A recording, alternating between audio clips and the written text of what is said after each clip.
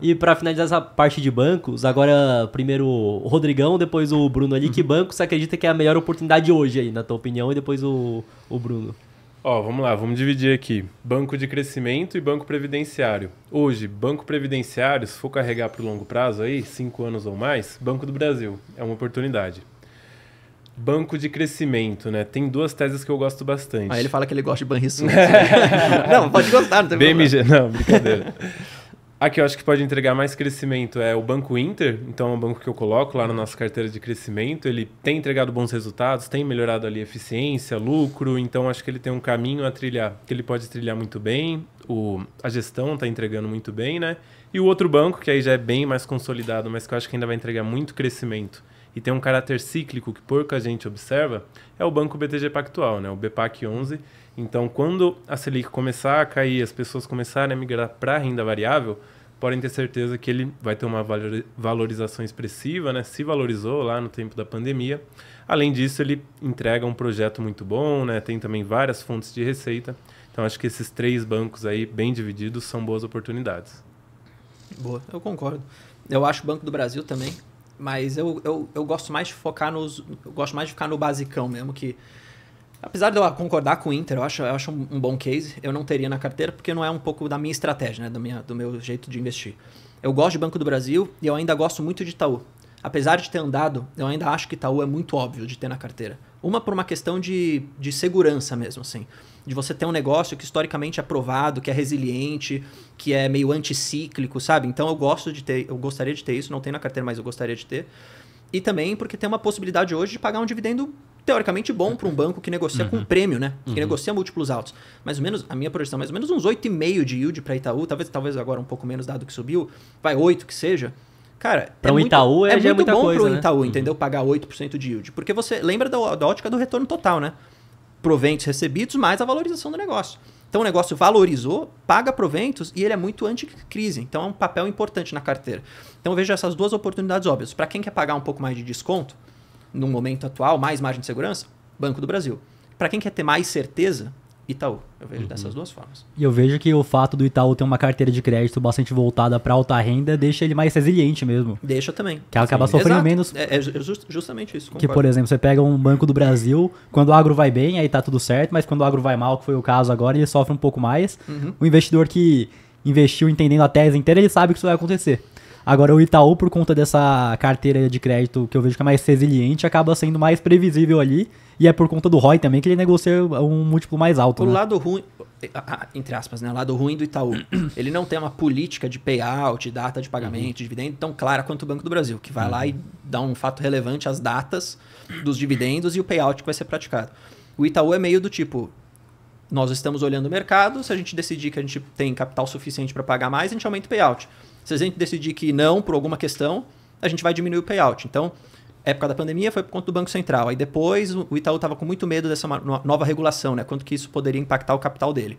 Aí ele segurou também um pouco do payout. Agora que ele viu que não vai impactar e que a regulamentação nova saiu, aumentou o payout, então está conseguindo pagar mais. Então, esse é o lado, entre aspas, ruim do negócio. Mas eu acho que vale ainda ter na carteira. Eu vejo que pro cara que quer essa previsibilidade muito maior no dividendo, o Banco do Brasil traz essa segurança maior que o Itaú não vai trazer mesmo. Muitas vezes vai ser essa surpresa ali que ele vai ter de última hora e acaba acontecendo. Por isso que é bom ter uma carteira diversificada. Sim. Entendeu? Que aí você vai ter tudo. Você tem um pouco de tudo, entendeu? O foda é o cara que só tem uma única empresa e essa empresa fala, não, agora a gente não vai pagar dividendo. E aí como é que ficou a sua aposentadoria, se o cara já tá aposentado, entendeu? Aí é loucura, já se ele tá aposentado ainda, né? Exato. Mas eu vou te falar, tem gente que defende isso. Que você tem que ter uma empresa, 2 empresas só na carteira. Tem gente que defende, fala assim, não, porque a diversificação é para quem é ignorante. Eu discordo disso pra caramba. Mas tem gente que segue um pouco dessa estratégia. Aí eu falo, bom, como que eu monto a carteira? Eu monto se no pior cenário tudo aconteceu, a minha carteira sobreviveu, vamos falar assim. É assim que eu monto. Porque se tudo tá indo bem, qualquer carteira vai bem. Sim. Até a carteira de lixo vai bem. Agora, e se Às vezes vai até melhor ainda. Às vezes vai até melhor. E aí o cara vai falar, tá vendo? Você é burro e tal. Mas aí, se tudo for ruim, minha carteira vai sobreviver, vai conseguir me pagar renda, eu construo assim. Por isso que eu tenho uma carteira diversificada de bons setores que eu chamo de básico que funciona. E é isso. Mais ou menos falando, né? Exato. Itaú, Pode falar aí, Rodrigão. Para complementar, né, Itaú tem um ponto que pouca gente olha, que é o tamanho da carteira de crédito. É maior que a gente tem hoje e com isso ele tem dado para analisar. E o que isso quer dizer? Que ele consegue distribuir crédito da melhor forma possível, talvez hoje no país, o que vai implicar menor inadimplência, mais dinheiro no bolso do acionista, do banco, e aí ele consegue distribuir dividendo, consegue também investir em tecnologia para se manter ali na vanguarda dos bancos. Então eu acho que arrisco dizer que é quase que uma opção incontestável hoje quando a gente olha as empresas do país. Concordo. E para finalizar essa questão bancária aí, um que veio surpreendente de forma positiva aí, que tava esquecido, que tava largado, que a galera tá falando mal, que é o Bradesco, né? O que vocês enxergam aí? Eu vejo que o Bradescão ele passou por um momento muito ruim lá na época da pandemia, então distribuiu o crédito mal, se a gente pode dizer assim, a inadimplência aumentou muito. E aí, com isso, né, a margem foi pro saco, o ROI também, tudo caiu. E aí, o investidor, né, ele perpetua cenários. Então, tá tudo ruim aqui com o Bradesco, não vou investir mais, o Bradesco vai pro buraco, a agência Bradesco é ruim. vai falir. Vai falir. Que é banco sem tecnologia, que é só pra velho. Exatamente, né? Começa a criar essas premissas assim.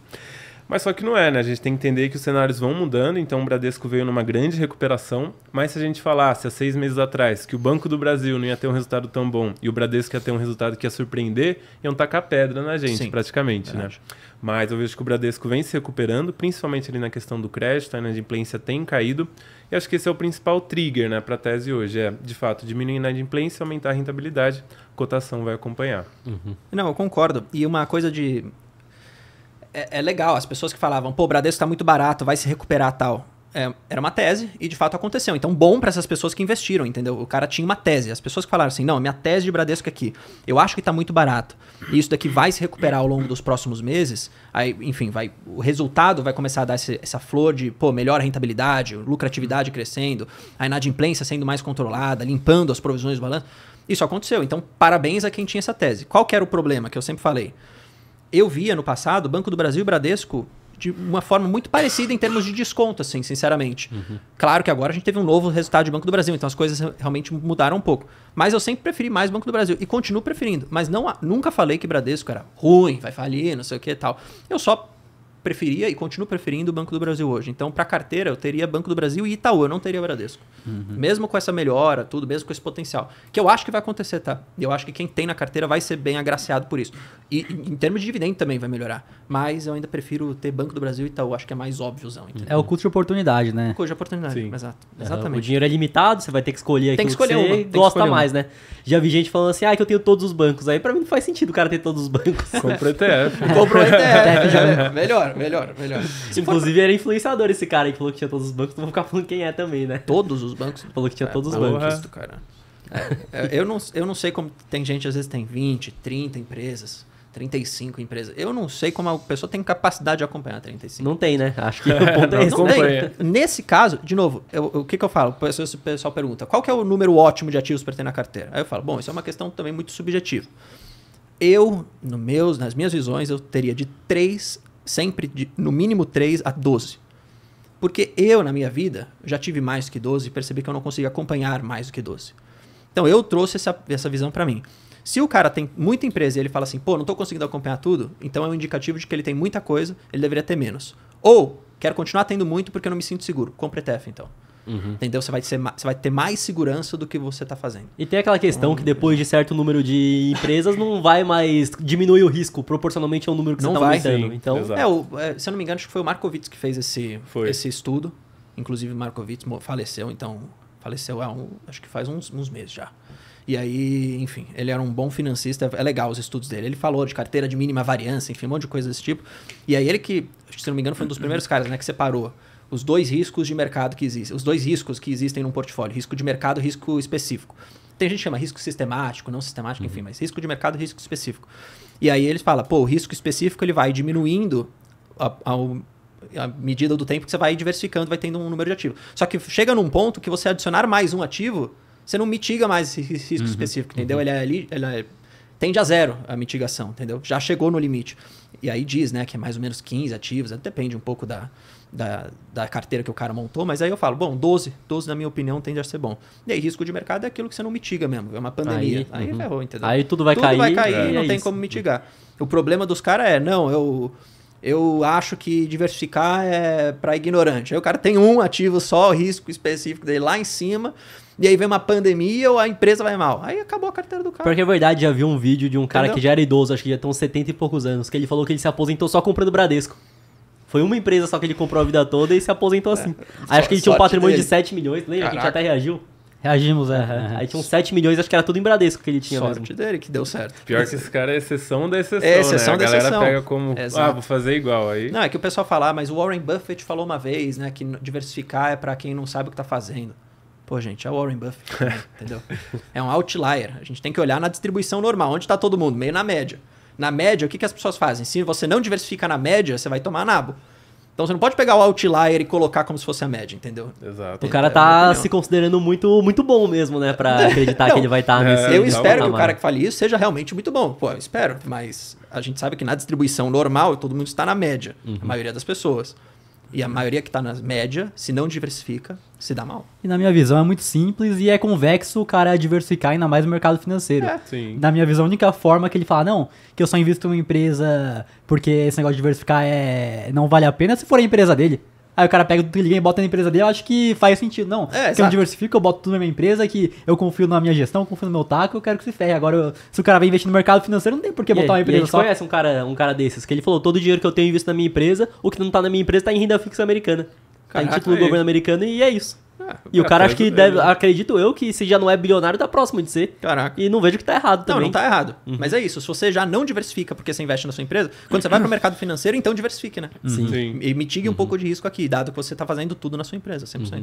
Exato, é. Que aí, beleza, a tua empresa, você decide o que vai fazer lá dentro. Acredito eu que o ROI que você vai ter acertando vai ser muito grande. E aí o que tá no mercado, você põe em renda fixa mesmo. É, exato. Aí, beleza, Mitiga o mas risco. acredito que não seja a maioria das pessoas que tá assistindo, nem de nós ali, né, Matheus? E pra você que quer comprar criptomoedas ou investir no exterior, a parceira aqui do podcast é a Quantifuri, corretora internacional 100% taxa zero. E fazendo seu primeiro investimento equivalente a $50, você ainda ganha uma recompensa em Bitcoin. É só escanear o QR Code que tá aqui na tela ou clicar no link da descrição.